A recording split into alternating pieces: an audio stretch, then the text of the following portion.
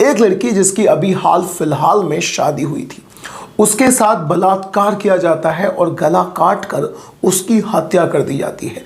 ये एक ऐसा केस है जिसने पूरे बेंगलोर शहर को गुस्से में डाल दिया था। पूरा बेंगलोर शहर खोल चुका था क्योंकि उससे पहले बेंगलोर शहर औरतों के मामले में बहुत ज़्यादा सेफ्टी वाला शहर माना जाता था। तो आज मैं आप लोगों से इसी ही घटना के बारे में, इसी केस के बारे में बात करने वाला हूं। तो hello and welcome back, my name is Neeraj Sharma और इस केस की पूरी डिटेल्स आप तक शेयर करने के लिए दोस्तों मैं आपको लेकर चलता हूं बेंगलोर शहर में। बेंगलोर में एक लड़की रहा करती थी जिसका नाम था प्रतिभा श्रीकंठ मूर्ति। वो अपने माता पिता के साथ रहा करती थी। बचपन में एक दिन उसके पिता किचन में स्टोव पर कुछ बना रहे थे।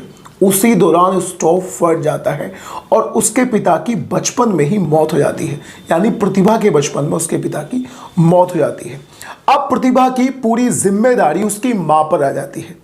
उसकी माँ अपनी जिम्मेदारी को बखूबी बहुत ही अच्छे तरीके से निभाती है। उस लड़की को पालती है, उसे पढ़ाती है, लिखाती है और जब वो लड़की पोस्ट ग्रेजुएशन कर ली है तो उसे काबिल भी बना देती है। असल में बाद में बड़ी होकर वो लड़की एक मल्टीनेशनल कंपनी में जॉब कर रही थी। एक कॉल सेंटर यानी बीपीओ में लग जाती है। वहीं पर उसे एक लड़का पसंद आ जाता है। शुरू में दोस्ती होती है, दोस्ती प्यार में बदल जाती है और फिर दोनों शादी कर लेते हैं। अब प्रतिभा की माँ बेहद खुश थी। वो खुश इसलिए थी कि उसके सामने उसने अपनी लड़की को पाला, पढ़ाया, लिखाया और उसके सामने ही उसकी लड़की एक बहुत ज़्यादा काबिल लड़की बन चुकी थी। वो पूरी तरह से सेटल हो चुकी थी। अब उसकी ज़िंदगी में सब कुछ बहुत अच्छा चल रहा था। प्रतिभा अपने हस्बैंड के साथ बहुत खुश थी, लेकिन केवल और केवल 13 दिसंबर 2005 तक। क्योंकि 13 दिसंबर 2005 उनकी ज़िंदगी में, उस लड़की की माँ की ज़िंदगी में और खुद प्रतिभा की ज़िंदगी में एक ऐसा दिन आता है जिसने इनकी पूरी ज़िंदगी को तबाह करके रख दिया। असल में जिस कॉल सेंटर में प्रतिभा काम किया करती थी, उसी कॉल सेंटर की कैब यानी टैक्सी उसके घर पर रोज उसे लेने के लिए आया करती थी। अब 15 दिसंबर को भी सुबह को 2 बजे यानी 15 दिसंबर 2005 को सुबह को 2 बजे एक टैक्सी आती है। टैक्सी ड्राइवर प्रतिभा को फ़ोन करता है और बोलता है कि दीदी मैं आ चुका हूँ, आप नीचे आ जाओ। अब प्रतिभा सीधी अपनी टैक्सी में जाकर बैठ जाती है और टैक्सी में बैठने के बाद हल्की सी नींद लेने की कोशिश करती है। केवल और केवल आधे घंटे का वो रास्ता था। 5, 7 या 10 मिनट के अंदर अंदर प्रतिभा की आंखें खुल जाती हैं, लेकिन वो देखती है कि वो रोज जिस रास्ते से अपने ऑफिस जाया करती थी, आज वो रास्ता नहीं है। वो बिल्कुल पहचान जाती है कि रास्ता कुछ नया है और वो अपने ड्राइवर से बोलती भी है। वो ड्राइवर से बोलती है कि भैया आज तुम कहाँ ये अटपटे रास्ते पे लेके जा रहे हो। जिसके जवाब में वो ड्राइवर बोलता है कि मैं तुम्हें बिल्कुल सही लेके जा रहा हूँ, तुम टेंशन ना लो, रास्ते से मुझे एक दूसरे ड्राइवर को उठाना है। अब प्रतिभा दोबारा उससे बोलती है कि ऐसा कभी नहीं हुआ। फिर वो जैसे तैसे प्रतिभा को अपनी बातों में ले ही लेता है। सब कुछ चल रहा था, ठीक है, कोई दिक्कत वाली बात नहीं है। लेकिन जैसे ही कार थोड़ी सी आगे बढ़ती है, अब वो प्रतिभा के पेट पर एक चाकू रख देता है और प्रतिभा से बोलता है कि चुपचाप जैसे मैं कहूँ बिल्कुल वैसे ही करती रहो, मेरे साथ चलती रहो, वरना मैं इस चाकू को तुम्हारे पेट के अंदर डाल दूंगा। अब प्रतिभा पूरी तरह से डर जाती है। वो उसके सामने गिड़गिड़ाती है, वो उसके हाथ जोड़ती है, लेकिन वो बिल्कुल भी नहीं मानता। एक बहुत ज़्यादा सुनसान इलाके पर जाने के बाद वो अपनी गाड़ी को रोक देता है और प्रतिभा के साथ में कुछ उल्टी सीधी हरकतें करना शुरू कर देता है, यानी उसको टच करना शुरू कर देता है। लेकिन अचानक से वहाँ पर पुलिस वालों की एक वैन आ धमकती है। अब प्रतिभा की जान में जान आती है। वो मन ही मन में सोच रही थी कि जैसे ही वैन नज़दीक आएगी तो मैं पूरी कोशिश करूंगी वैन वालों का यानी पुलिस का ध्यान अपनी तरफ लेने की। लेकिन यहाँ पर जो वो ड्राइवर था उसका नाम था दोस्तों शिव कुमार। शिव कुमार नाम का ये ड्राइवर उसके मुंह पर हाथ रख देता है और चाकू की नोक उसके पेट से उसने पहले ही अड़ा रखी थी। वो उससे बोलता है कि अगर तुमने पुलिस वालों का ध्यान अपनी तरफ यानी हमारी तरफ खींचने की जरा सी भी कोशिश करी तो ठीक है, मैं तो पकड़ा ही जाऊंगा, लेकिन उससे पहले मैं तुम्हें जान से मार दूंगा। अब प्रतिभा डर जाती है और वो पुलिस वालों को सीधा का सीधा वहां से जाने देती है। जब पुलिस वहां से चली जाती है तो शिव कुमार उस लड़की का, प्रतिभा का बलात्कार करता है और बाद में उसका गला काटकर उसकी हत्या कर देता है। उसने बलात्कार के बाद में उसका गला इसलिए काटा क्योंकि उसे पता था कि प्रतिभा उसे जानती थी, वो बाद में गवाही देगी तो वो 100% पकड़ा जाएगा, इसीलिए उसका गला काटता है और थोड़ा सा आगे चलकर एक गंदे नाले में उसकी डेड बॉडी को फेंक देता है और वहां से सीधा अपने घर जाता है, अपने कपड़े धोकर अपने घर में जाकर लेट जाता है। उस दिन वो अपने दफ्तर यानी ऑफिस में नहीं जाता, उधर उसके ऑफिस में ढूंढ मच जाती है। अच्छा, प्रतिभा यहाँ पर एक रोज काम किया करती थी। प्रतिभा अपने ऑफिस जाने के बाद में अपनी माँ को एक मैसेज किया करती थी। अब अगला दिन आता है, प्रतिभा के ऑफिस में हड़कंप मच जाता है कि प्रतिभा घर पर नहीं है, यानी ऑफिस में नहीं है। उधर उसकी माँ अपना मैसेज चेक करती है, फोन चेक करती है कि उसके फोन में ना कोई मैसेज था और उसके फोन में ना ही कोई कॉल थी। उधर उसका हस्बैंड भी परेशान था।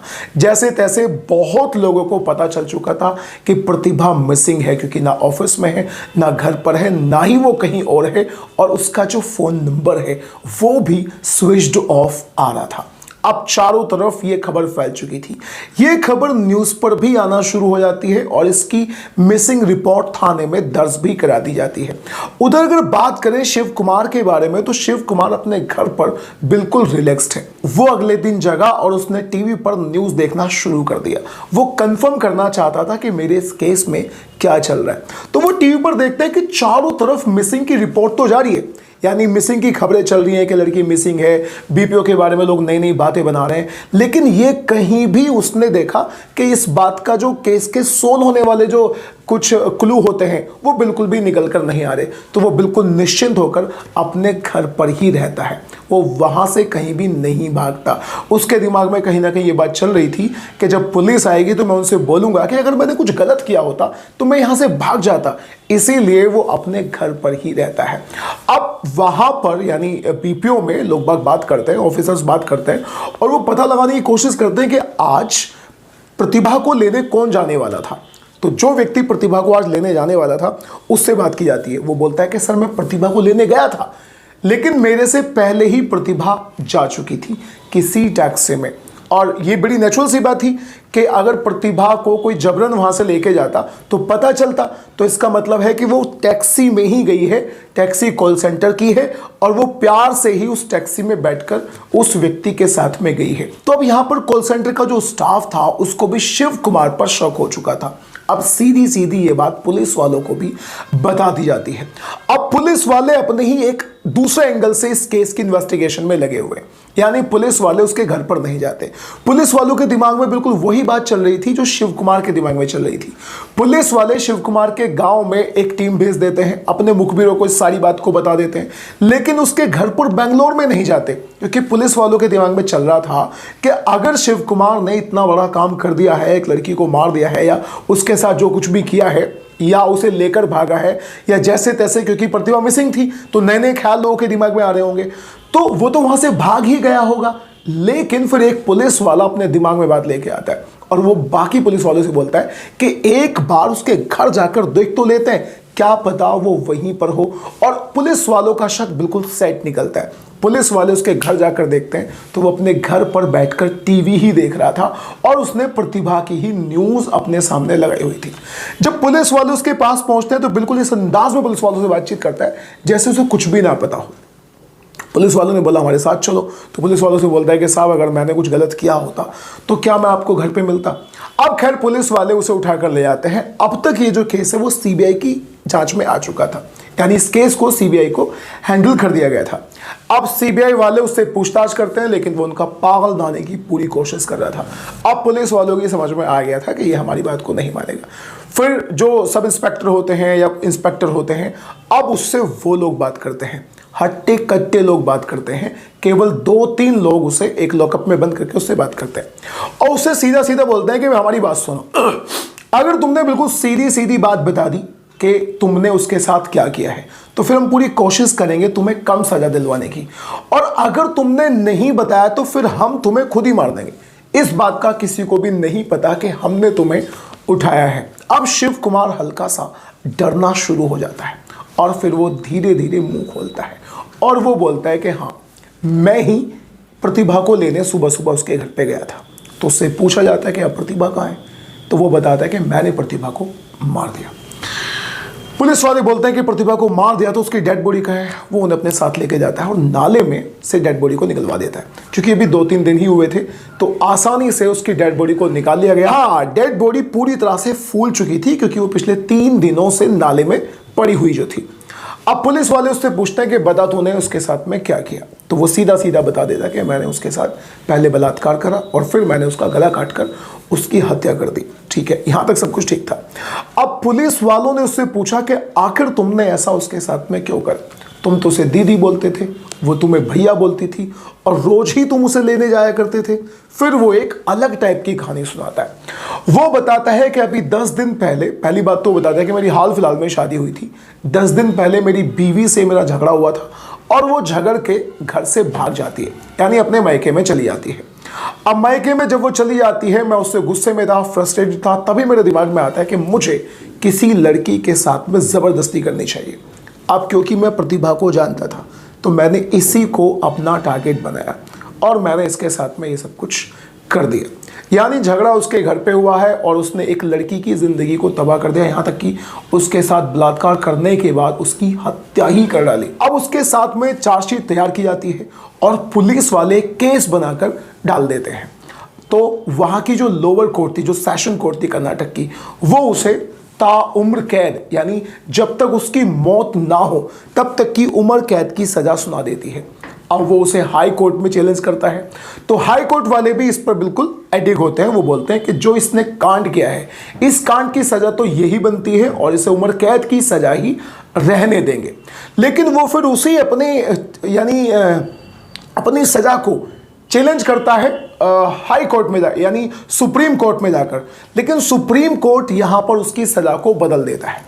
सुप्रीम कोर्ट बोलता है कि उसका कोई पिछला रिकॉर्ड तो क्रिमिनल वाला है नहीं, तो इसीलिए काम करते हैं, इसको 30 साल की सज़ा दे देते हैं। यानी 2005 में उसने एक कांड किया था और अब उसकी जो सज़ा है वो 30 साल की हो चुकी है।